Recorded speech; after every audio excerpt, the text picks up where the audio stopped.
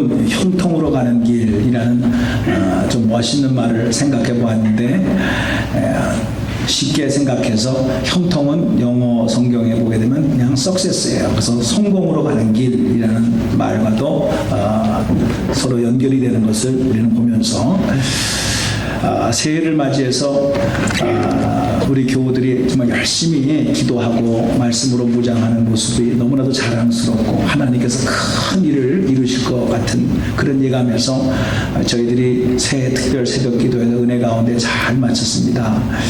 근데 하나님께서 역시 기도하는 교회에는 기도할 수 있는 제목을 주시는 것 같아요.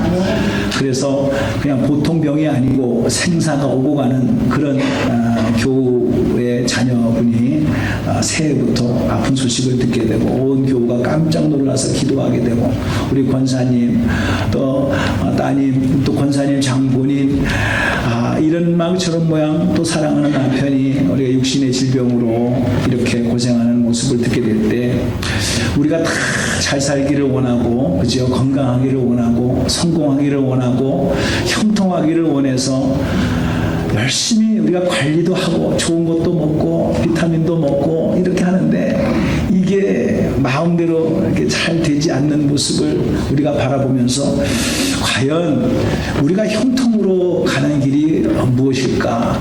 과연 사람들이 성공을 다 바라는데 과연 성공이 무엇이라는 말인가? 이런 문제를 오늘 본 말씀을 생각해 보면서 깊이 한번 한 주간 묵상해 보는 그런 시간을 갖게 되어졌습니다. 여러분, 무엇이 여러분 형통했다라고 그렇게 인생을 통해서 말씀할 수 있겠습니까? 무엇이 돼야 나는 성공했다 이렇게 말할 수 있느냐는 말입니다. 여러분들은 무엇을 가지고 나는 인생에서 성공을 했다 이렇게 자신 있게 말할 수 있냐는 말입니다. 실제로 성공이라고 하는 말 자체가 추상적인 수도 있지만은 어떤 면에서 세상에서도 말하지만 어떤 목적을 두고 그 목적이 이루어졌을 때 저 사람은 나는 목적을 이루었다 성공했다 이렇게 대부분 사용을 하는 것을 봅니다. 그런데 아시는 바와 같이 성경에서도 인생을 달리기를 하는 경주하는 사람과 같다 그랬는데 무조건 달린다고 해서 되는 것입니까? 아니죠. 운동장에서 달리기를 하는 사람은 분명한 골인점을 향해서 정확한 목표를 두고 달리는 그것이 올바른 모습이라는 건 상식적으로 잘 알고 있어요. 근데 어리석게도 그럴 사람은 없겠지만 무조건 달리기만 열심히 한다고 다 되는 것입니까? 그거는 아니죠. 그러므로 이것을 오늘의 우리의 인생으로 본다고 한다면 무조건 열심히만 살면 되는 것입니까? 전략하고 아끼고 그리고 일을 열심히 하면 무조건 되는 것입니까? 아니죠. 목표가 무엇입니까?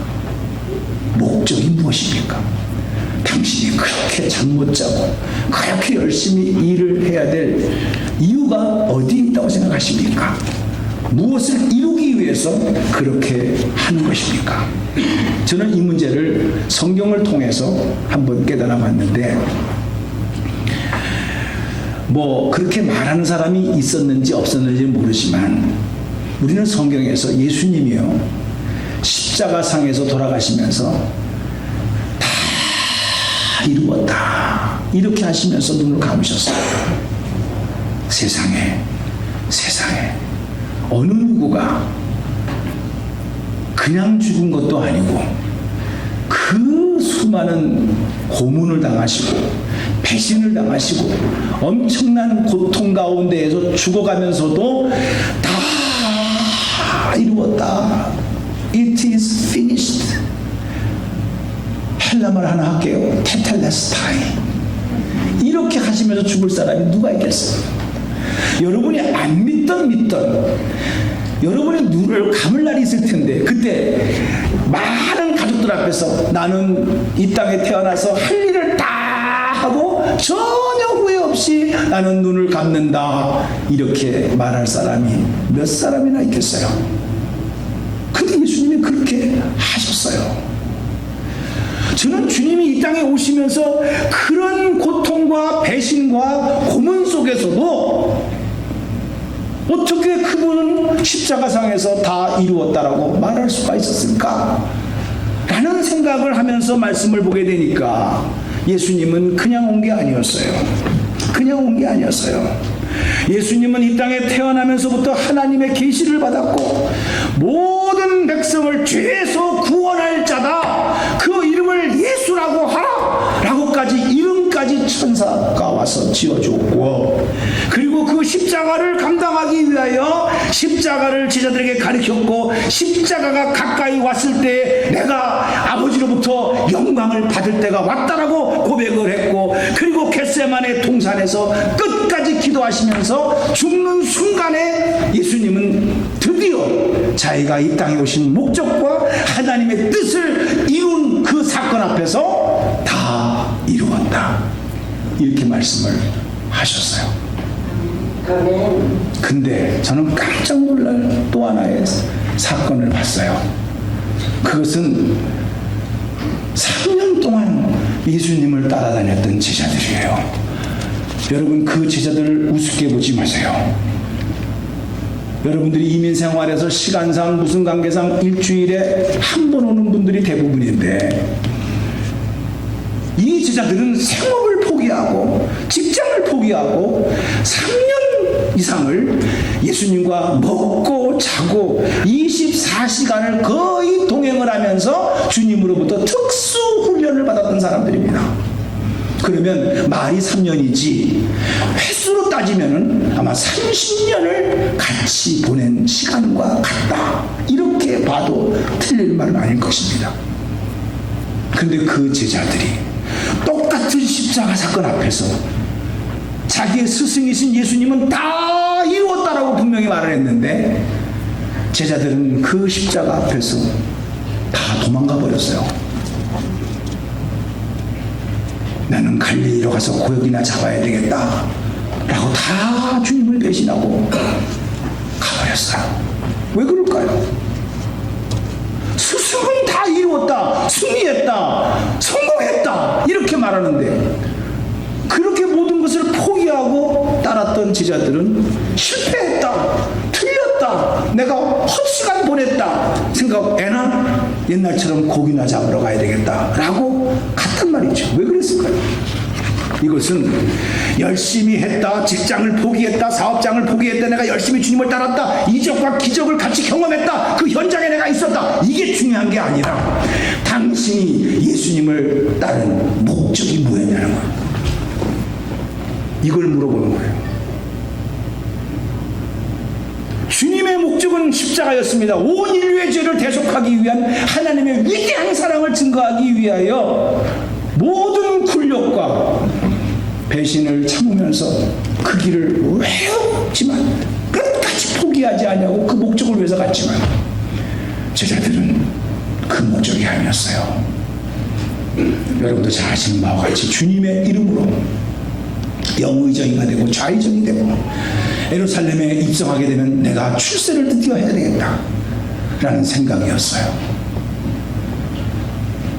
그 목적이 이루어지지 않게 되고 주님이 십자가상에서 죽자 그들은 뿔뿔이 흩어졌어요. 저는 이 말씀이 그냥 하는 말씀이 아니라 마태복음은 누구를 향해서 쓴 글이라고요? 시작? 유대인들이에요. 여러분, 유대인들 우습게 보지 마세요. 얼마나 신앙으로 비록 형식적이라 할지라도 그들은 진짜 하나님이라고 그러면은 열심히 섬겼던 사람들입니다. 율법이라고 그러면 그 말씀이 지표가 되어져서 그 말씀을 지키려고 생활했던 사람들입니다. 그 사람들을 향해서 지금 마태는 글을 쓰고 있는 겁니다. 너희들이 그렇게 믿고 있는 게 무슨 목적으로 믿고 있느냐? 봐라. 유대인 중에서도 자기의 생업까지 포기하면서 예수님을 3년이나 따라다녔던 제자들도 예수님의 목적과 네가 믿는 목적이 달라지니까 결정적인 순간에 배신하지 않느냐. 하물며 유대인들아, 너희들은 더 할 거다. 오히려 너희들은 하나님을 사랑한다는 이름으로 하나님이신 예수님을 죽이기까지 하지 않았느냐라는 것을 고발하고 있는 내용입니다. 이거는 누구에게 주시는 말씀일까요? 예수를 안 믿는 저 샌안토니오에서 뭐 제멋대로 살아가고 있는 사람들에게 주시는 말씀일까요? 아니에요. 마태복음은 최소한도 우리가 3월달까지 말씀을 묵상할 거지만은 예수를 믿는다고 교회를 다닌다고 하는 사람들을 향해서 주시는 말씀이에요. 너희는 무슨 목적으로 오늘 교회에 와서 예배를 드리느냐? 그 목적이 같이 갈 적에는 다행이지만 조금이라도 틀어졌을 때는 너희들은 배신할 수 있는 그런 요소가 있는 것은 아니냐라고 질문해 보면서 당신은 무엇을 가지고 성공이라고 생각하느냐? 무엇을 가져야만 형통했다라고 생각하느냐? 하나님이 원하시는 형통과 당신이 원하는 형통은 같은 것이냐? 라는 질문을 우리에게 던져주고 있는 내용입니다. 두 번째로 생각해 볼 수 있는 것은 형통이라고 하는 사실을 통해서, 성공이라고 하는 사실을 통해서 당신은 어떤 방법으로 살아갈 것이냐라는 것입니다. 우리는 성경에서 흔히 마가복음 14장에도 나오는 얘기입니다만은 이런 핑계를 댑니다. 마음은 원이로되 육신이 약해서 라는 말을 많이 합니다. 마음은 그렇게 가려고 하는데 육신이 약해서 못 갑니다. 이런 뜻이거든요. 이거는 무슨 말이냐면 마음은 동쪽으로 가야 되는데 실제로 몸은 서쪽으로 가고 있다 이 말이에요. 방향이 잘못됐다라는 거예요. 그래서 마음으로만 동쪽으로 가야지 동쪽으로 가야지 근데 몸은 서쪽으로 간다라는 거예요. 이것을 성경적으로 말해서 마음은 원이로되 육신이 약해서 못합니다. 그러면서 여전히 자기가 원하는 방향으로 가고 있다는 거예요.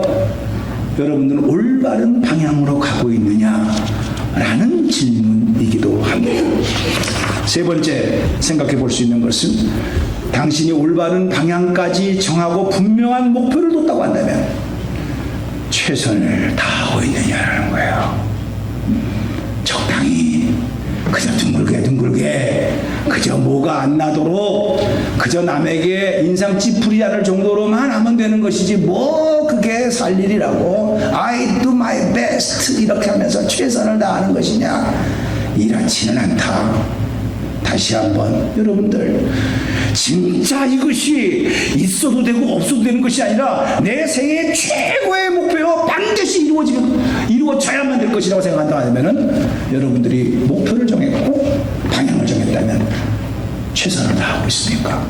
이런 질문일 수 있다는 거예요. 무엇이 성공이냐는 뜻은 실제로 우리가 뻔히 아는 겁니다. 다 가져가지도 못할 거 그리고 영원히 지키지도 못할 것에 대해서 얼마나 저도 이 나이가 되니까 좋은 음식 먹어야 되고 좋은 바이타민 먹어야 되고 그리고 몸 관리를 해야 되고 정말 할 게 많습니다. 저절로 또 우리가 세상에 살면서 돈을 벌려면 이게 쉽습니까? 얼마나 노력을 많이 해야 되며 싫은 소리 안 싫은 소리 다 들어야 되며 참아야 되며 대꾸할 것도 대꾸하지 못하고 그러세요. 그러면서 고개를 숙여야 되는 일이 그게 쉬운 일이 아니에요. 그러면서 최선을 다해요. 맞습니다. 우리가 사는 것을 위해서라도 최선을 다하는데 내가 영적인 관리를 통해서 얼마만큼 최선을 다하느냐라고 하는 것은 스스로 한번 자기 자신에게 물어봐야 돼요. 여러분이 자녀를 키우면서 성적표를 가지고 올 때, 레포트를 가지고 올 때 레포트가 잘 됐느냐 안 됐느냐 이걸 가지고 야단치지 마세요. 그건 중요한 게 아니에요. 성적이 나쁜 그 자체가 잘못이 아니라 우리가 진짜로 가르쳐야 될 것은 네가 공부를 했는데 최선을 다해서 했느냐 아니면 게을러서 했느냐 이것을 지적을 해야 되지 이미 결과가 A학점이다 C학점이다 이걸 가지고 말해서는 안 된다는 거예요. 당신이 얼마만큼 열심히 했느냐 이것이 주님께서 보고 있는 내용이라는 사실입니다. 마지막 우리가 성공에 대해서 한 번 더 생각해 볼 수 있는 것은 당신이 성공을 인정하느냐라는 거예요. 이건 참 우리가 한번 인간의 마음이라는 게 너무나 간사해서 이런 스타일이에요. 우리가 처음에 야 만불만 있으면 내가 소원이 없겠다라고 생각해서 열심히 일을 했습니다. 근데 드디어 만불이 달성이 됐어요. 그러면 어떻게 됩니까? 그 다음엔 10만 불. 열심히 했습니다. 10만 불 벌었습니다. 어카운트에 10만 불이 탁 바란스가 있다고 나왔습니다. 할렐루야. 만족하십니까? 아니죠. 100만 불. 이런 사람한테는 성공을 했어도 나는 성공했다라고 말하지도 않고 느끼지도 않습니다. 늘 자기는 부족하다는 거예요. 우리가 어느 정도 목표를 정했으면 이 정도면 내가 이미 와서 그래도 됐구나 라고 자기를 참 대견스럽게 생각하고 그리고 프라우드하게 생각하면서 해야 되지. 늘 목표가 수시로 바뀌어지면서 그러면서 나는 왜 이렇게 돼야 되나. 성경에서 말하는 자족의 비결을 깨닫지 못하고 늘 쫓기듯이 늘 부족하듯이 이미 남들이 보기에는 성공했어도 본인은 성공하지 않았다는 거죠.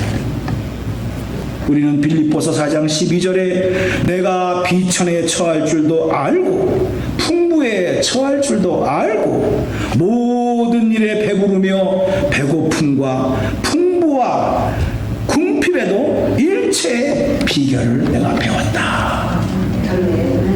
참 이거는 우리가 실제로 인생을 살아나가면서 자족할 수 있는 이것을 여러분들이 하나님의 은혜로 해석되어지고 그리고 붙잡게 되는 여러분이 되기를 주님의 이름으로 축복합니다.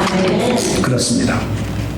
우리가 인생을 살아나가면서 이렇게 무엇이 성공이냐, 내가 제대로 방향을 잡았느냐, 그리고 최선을 다했느냐, 그리고 목적을 이루었으면은 내가 그래도 열심히 해서 이렇게 됐구나, 감사합니다. 이런 생각을 가져야 된다라는 성공, 형통에 대한 정의를 여러분들에게 말씀을 드렸는데 제가 책상에 앉아서 말씀을 묵상하면서 마지막으로 하고 싶은 얘기가 있었는데 이게 뭐냐면은 그래 여태까지 부족하지만 이 인생을 살아오면서 깨닫게 되는 것은 우리가 열심히 했어도 하나님께서 도와주실 때는 거다. 야, 이게 나이가 들면 들수록 세월이 가면 갈수록 더 뼈저리게 현실적으로 다가오는 그것이 있어요. 하나님이 도와주셔야 됩니다. 하나님으로부터 복을 받아야 진짜입니다. 내가 수고하고 노력하고 애를 썼어도 자연재해라든가 어쩔 수 없는 불가항력 속에서 그동안에 쌓아왔던 모든 것이 하루아침에 와르르르 무너지는 것들이 너무나도 내 삶 속에서 안 일어나서 그렇지 지금도 이 지구촌에 가까운 이웃 속에서 벌떡벌떡 일어나는 사건들을 보게 되면 야 나라고 예외가 될 수가 있는가? 아니다. 이거 하나님이 지켜주셔야 된다. 하나님이 도와주시고 하나님이 막아주셔야 된다. 이것이 진짜 형통으로 갈 수 있는 길이다. 결국은 인간은 노력하고 최선을 다하지만 하나님이 도와주시고 하나님 안에서 보호함을 받을 때 진짜 형통할 수 있고 성공으로 가는 길이다. 이거를 뼈저리게 느끼게 되더라고요. 그러면서 성경을 보게 되니까 믿음의 조상들이 다 그렇더라고요. 실수했습니다. 넘어졌습니다. 그리고 자기 나름대로 육신의 길로 갔습니다. 그런데 하나님이 도와주시고 하나님이 끝까지 책임을 져주시면서 동행해 주시니까 아브라함이 믿음의 조상이 됐지요. 모세도 얼마나 많은 실수가 있었습니까? 그런데도 하나님께서 위대한 지도자로 세웠지요. 여러분이 잘 아시는 야곱도 얼마나 지렁이 같은 야곱이라고 했는데 이스라엘이라고 이름을 바꿔주시면서 하나님이 축복해 주시는 것 보게 되면은 실수가 없어서가 아니에요. 다 잘나서가 아니에요. 하나님이 도와주시고 하나님이 붙잡아 주셔서 그 언약의 백성을 하나님이 책임져 주시고 붙잡아 주셨기 때문에 그들은 끝까지 믿음의 경주를 다 할 수 있었다라고 성경은 말씀하고 있어요. 어찌 아브라함, 야곱, 모세 그런 사람뿐이겠습니까? 우리들도 마찬가지예요. 누구보다도 수고 많이 하셨고 열심히 준비하셨고 지금까지 여러분 이민생활에서 왜 어려운 일이 없었겠습니까? 그러나 인내하시고 수고하셔서 오늘의 귀한 열매를 맺은 것 너무나도 감사한데 궁극적으로 하나님이 도와주셔야 되는 거예요. 하나님 붙잡아주셔야 되는 거예요. 이런 상황 속에서 저는 하나님 도와주세요. 하나님 막아주세요. 하나님이 동행해 주세요. 이게 오늘 위대한 말씀이더라고요. 구하라, 찾으라, 문을 두드리라. 세상의 부모가 자식에게 좋은 것을 능력이 안 되니까 못 주지, 능력만 되면 좋은 것을 줄 텐데 하물며 천국에 계신 아버지께서 좋은 것을 주시지 않겠느냐. 이야, 이런 축복된 말씀을 오늘 이 7장 7절에서부터 12절까지 발견하게 됐어요. 얼마나 정말 하나님께서 있잖아요.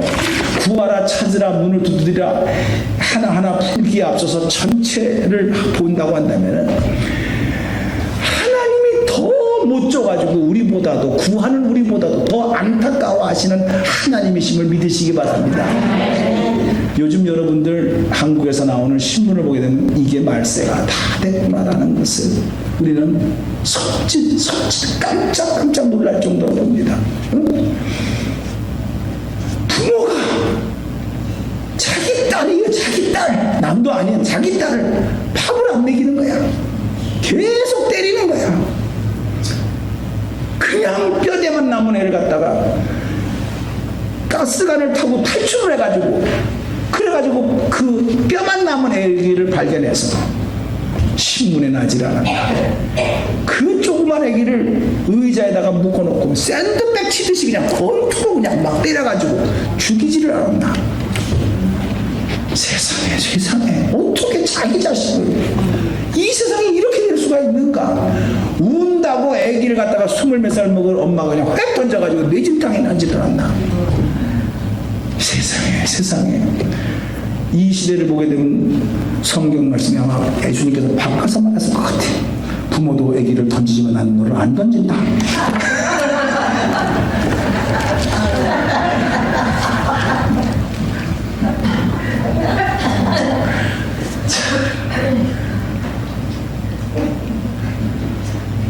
끔찍한 일들입니다. 우리가 구하라, 찾으라, 문을 두드리라, 이 말은 한마디로 말하면 기도거든요.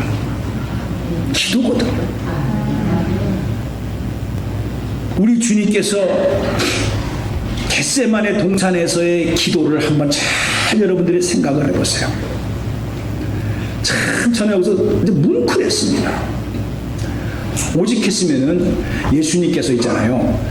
기도를 탁 마치고 있는데 가룟 유다하고 로마 병정이 그 밤에 깜깜한 밤이죠. 무슨 가로등이 있는 게 아닙니다. 겟세마네 동산에 그 당시에 조명이 없었잖아요. 기껏 있었다고 한다면 희미한 달빛 정도.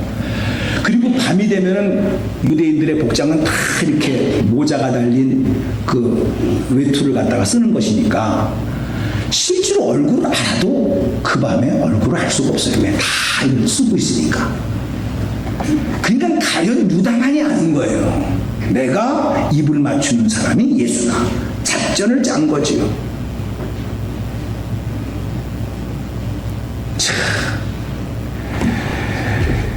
자기를 잡으려고 하는 그 가룟 유다의 음흉한 계획 속에 표현 방법이 뭡니까?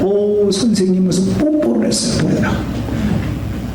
사랑의 표시, 인사의 표시가 체포하라는 사인이었어요. 그게 예수라고. 우리는 가룟 유다만 욕할 것이 못 돼요. 제자들이 잡히는 순간에 다 도망갔다 그랬어요. 그나마라도 베드로는요, 칼을 뽑아가지고 예수님을 잡으려고 하는 하인 말고를 치려고 쳤다가 피하는 바람에 귀가 나갔다 그랬어요. 그때 예수님이 뭐라고 그랬어요? 참 기가 막힌 말입니다. 아버지께서 주신 잔을 내가 마시지 않겠느냐. 칼로서 사용하냐면 칼로서 망한다고 하면서 오히려 말고의 길을 고쳐주시고 칼을 가지고 자기를 보호하려고 하려는 베드로를 말렸어요. 여러분 상상을 해보세요. 자기를 도와주려고 하는 사람을 오히려 말렸어요. 어떻게 이럴 수가 있었을까요? 우리가 상식적으로 지금 생각하면 자기를 도와주려고 하는 사람을 오히려 하지 말라고 그러고 자기를 잡으러 오는 사람을 향하여 바로 너희들이 잡은 사람이 나다라고 한 발짝을 오히려 더 나가섰어요. 예수님께서. 어떻게 그렇게 할 수가 있었을까요? 생각을 해보세요. 제자들은 다 도망갈 준비를 하고 있는 과정에서 그거는 성경을 깊이 보니까 예수님께서 기도하신 거예요. 하나님, 그 기도의 과정은 솔직히 구하라 찾으라 문을 두드리라 이 말씀을 요약해서 기도라고 말씀했는데 땀방울이 핏방울이 됐다 이 열정을 갖고 하는 그 내용을 너무나 묵상하지 마시고 아버지 내 뜻은 이 잔을 피하는 겁니다. 그러나 아버지가 원하는 것이라면 이 잔을 감당하게 하옵소서. 이게 기도의 핵심이었어요. 내 뜻대로 마옵시고 아버지의 뜻대로 하옵소서. 그 순간에 천사가 와서 돕고 그리고 이것이 하나님의 뜻이다 라고 하는 기도의 응답으로 예수님은 확신한 거예요. 이게 핵심 포인트입니다. 땀방울이 핏방울이 됐다 그런 열정, 한국 스타일의 그런 열심, 그게 중요한 게 아닙니다. 그 열심이 하나님의 뜻을 찾은 거예요. 우리는 열심이라는 그 자체만 가지고 내 뜻이 이루어지기 위한 열심, 그거는 대단히 잘합니다. 금식까지 합니다. 그러나 기도의 핵심은 내 뜻을 이루기 위한 열정이 아니고 금식이 아닙니다. 내 뜻을 포기하고 하나님의 뜻을 이루겠다라고 하는, 하나님의 뜻에 따르겠다라고 하는 그 기도의 과정이 예수님도 있었다라는 거예요. 그래서 처음에는 이 잔을 피해달라고 그랬다라는 거예요. 그러나 기도하는 가운데 드디어 이것이 아버지 뜻이다라고 깨달았어요. 그 깨닫는 순간에 그는 내가 가야 될 길이 확실히 보인 거예요. 십자가예요. 배신을 했던, 도망을 갔던, 고문을 했던, 그게 중요한 게 아니에요. 내가 걸어가야 될 길은 십자가다. 그래서 자기를 보호하려고 칼을 든 베드로를 향하여 아버지께서 주신 잔을 내가 마시지 않겠느냐? 라고 한 거예요. 이게 기도 응답이에요. 아버지의 뜻을 이루기 위한 것이 기도의 응답이에요. 근데 우리는 기도 응답을 받았다 라고 하는 보통 우리들의 생각은 뭡니까? 돈이 굴러 들어왔다. 기도 응답됐네. 출세를 했다. 새해를 맞아서 진급을 했다. 기도 응답됐네. 죽어가는 환자가 살아났다. 기도 응답됐네. 여러분, 성경은 정확하게 말씀합니다. 죽은 자도 살렸고 오병이어의 기적도 나타났고 제자들이 직접 가서 귀신도 쫓아냈고 다 했지만 목적이 다르니까 나중엔 다 도망갔어요. 그게 믿음 좋은 행동이 아니에요. 제가 말씀을 깊이 보니까 누구나 다 원하는 것이고 그렇게 되면 좋지만 목적이 다르니까는 그렇게 경험을 다 했어도 십자가 앞에서는 다 도망가더라고요. 베드로도 배신까지 하더라고요. 성경은 그걸 지적하고 있는 거예요. 당신은 무엇을 성공이라고 하십니까? 예수의 이름을 이용해서 돈 벌고 출세하고 그리고 병든 자가 낫고 그리고 뭐 능력이 나가고 저 사람 참 능력 있다. 예수 믿어서 복 받았다. 성공했다. 형통했다. 우리는 그런 말 자주 쓰기도 하고 또 그렇게 원합니다. 그러나 십자가 앞에서는 다 도망갈 사람입니다. 예수님의 기도 응답은 십자가였어요. 그래서 그는 제자들이 도망가도 거기에 마음 뺏기지 않았어요. 내가 갈 길. 이게 겟세마네 동산에서 기도하면서 응답받은 거예요. 구하라, 찾으라, 문을 두드리라. 그러면 찾을 것이요 열릴 하거든 하물며 하늘에 계신 너희 아버지께서 구하는 자에게 좋은 것을 주시지 않겠느냐 라는 이 말씀을 우리식으로 우리의 목적으로 한다면 좋은 것이 뭐냐? 아, 돈이다 이럴 거예요.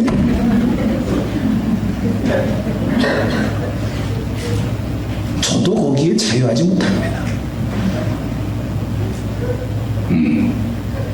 그만큼 우리의 삶 속에 물질이 정말 1만 가지의 뿌리가 되어져서 영향을 주고 있다는 거 무시하지 마세요. 우리가 이것을 성령의 능력으로 다스리지 못하면은 우리는 다 쓰러질 수밖에 없어요. 마귀도 천하 영광을 부귀영화를 다 보여주면서 네가 나에게 절하기만 하면 다 주겠다고 그랬어요. 그 능력이 있어요. 마귀도 궁극적으로는 다 죽이는 거지만 미끼를 얹는 거지만 그러면 여러분들 정확하게 아셔야 돼요. 마태복음 7장 11절에 구하는 자에게 좋은 것을 주시지 않겠느냐라는 이 좋은 것이 무엇일까 깊이 묵상하는 가운데 누가복음 11장 13절에 드디어 의사 누가는 이게 진짜 좋은 것이다 라고 똑같이 설명을 해준 것이 있어요. 너희가 악할지라도 거기 똑같이 나옵니다. 시작. 너희가 악할지라도 좋은 것을 자식에게 줄 줄을 여기까지 똑같지요.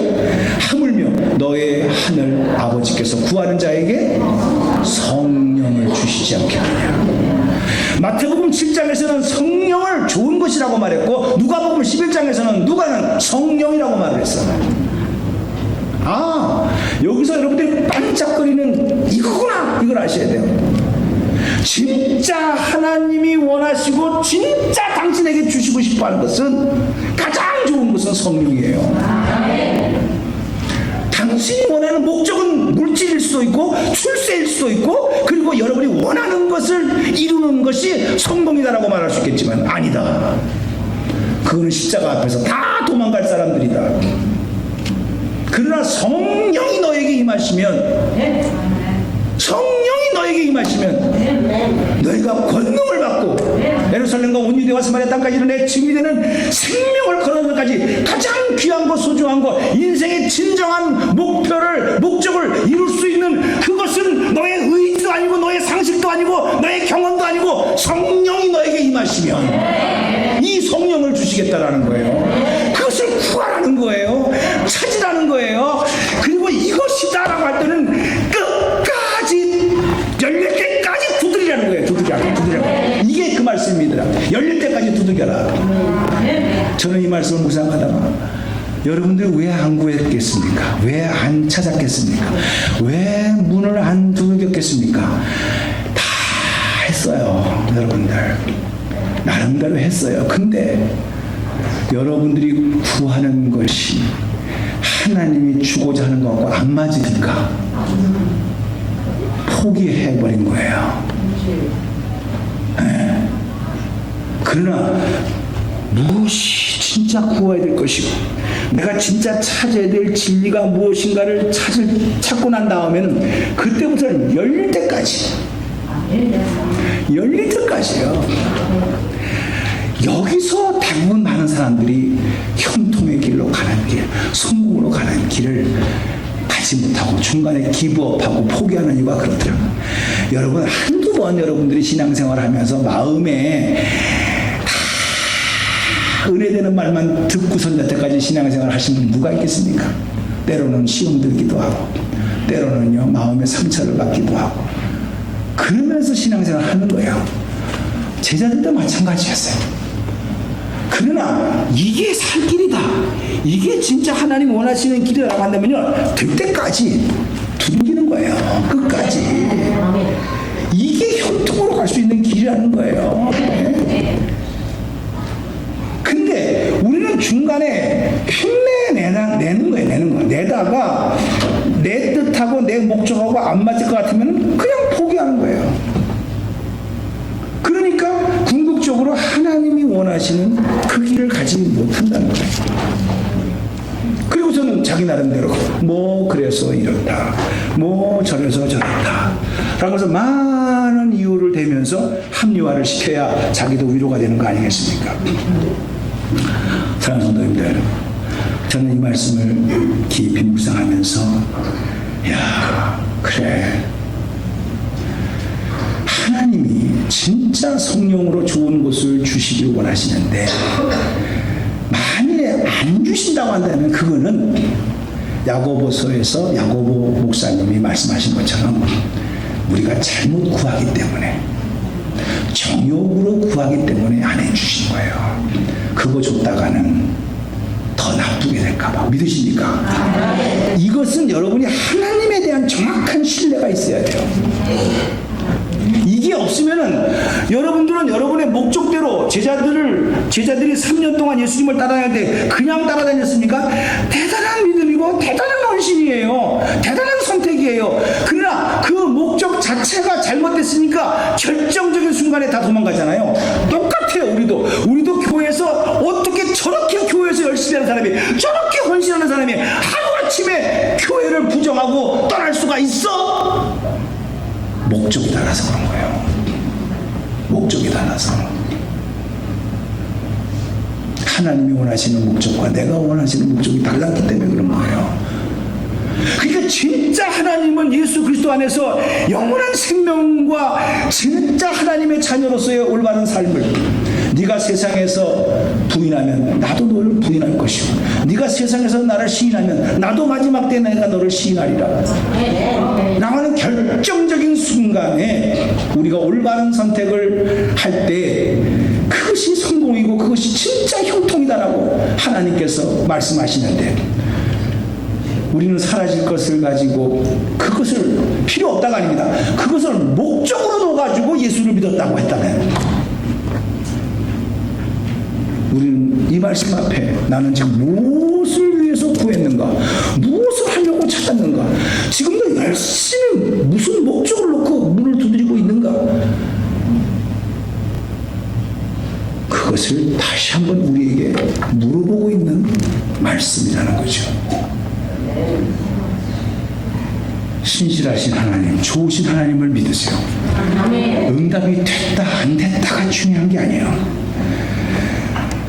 하나님께서 이 기도의 제목을 놓고 나를 어떻게 인도하실까, 이 문제를 깊이 생각을 해보세요. 자기의 생각을 비워보세요. 자기 생각은 다 있어요. 기도는 자기 생각을 가지고 하는 게 아닙니다. 하나님의 뜻을 깨닫는 것입니다. 그런데 누가 뭐라고 해도 하나님이 원하시는 길을 가고 맨 마지막에 저도 여러분도 다 이루었다, 이 고백을 하게 되기를 주님의 이름으로 축복합니다. 기도하겠습니다. 하나님, 무겁고 힘든 말씀이지만 다시 한번 깨달았습니다.